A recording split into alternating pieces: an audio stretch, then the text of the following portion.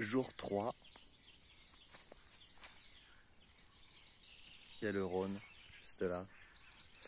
Je continue à te filmer avec mon téléphone cette fois parce que je n'ai plus de batterie dans mon appareil photo. Et donc il faut que je trouve un endroit où je puisse le recharger. Parce qu'en fait, j'ai remarqué que... un peu dépité, et un peu tardivement d'ailleurs aussi, que pour recharger la batterie de mon appareil photo, et ben en fait il faut une charge, il se branche que sur secteur. Donc avec ma batterie portative, en fait je peux pas le recharger. Donc ça a été un peu une surprise hier, je l'avais pas remarqué avant, et voilà. Donc bref, dans tous les cas je suis à Comps aujourd'hui. Et je ne suis qu'à 25 km d'Avignon, enfin à vélo en tout cas. Donc je sais que je l'atteindrai aujourd'hui, que mercredi 14 juillet. Il y a eu des feux d'artifice, hier soir je ne les ai pas vus. J'étais déjà couché. Putain, qu'est-ce qu'ils font la fête et les gens à cette heure-ci, alors qu'il fait nuit depuis un moment. Le décalage avec la vie de tous les jours a un peu changé. Mais ça fait du bien parce que du coup je suis vraiment avec le lever du soleil et tout. Je suis vraiment à quelque chose de plus naturel. Voilà, putain, cette lumière que j'ai derrière. Wow.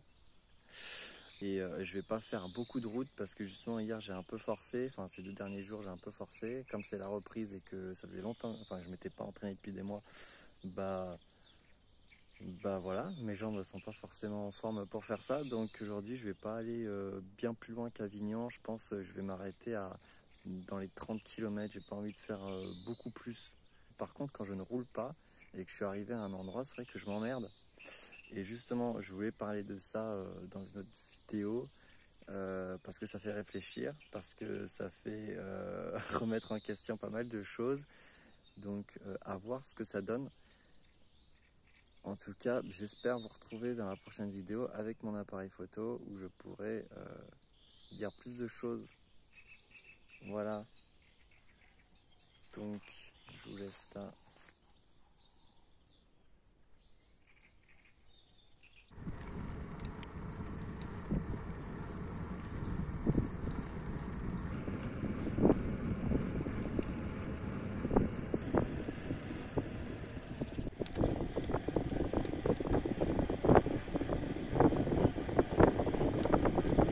Note à moi-même, ou à moins que ce soit une note que je partage ensuite. C'est-à-dire que là je suis...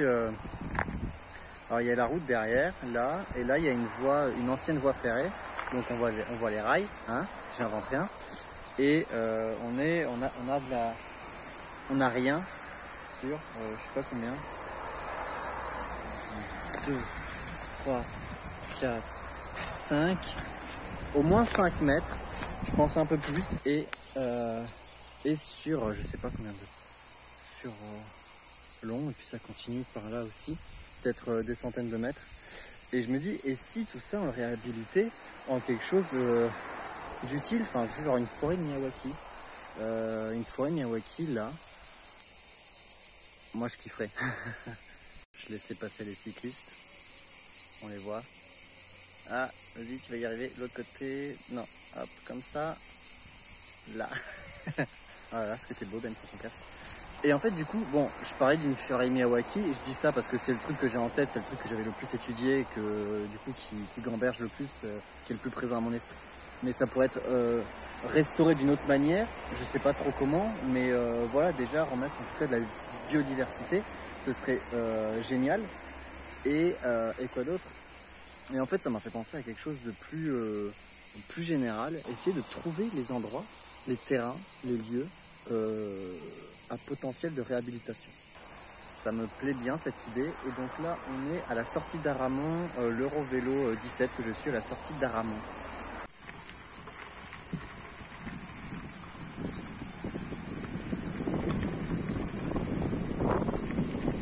Wouh! Allez, on accélère!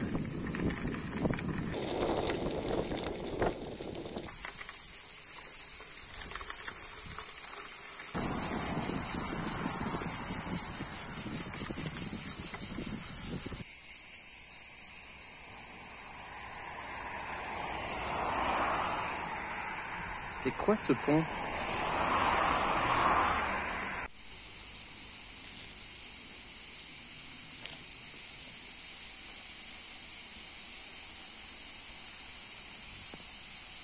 On est bien là.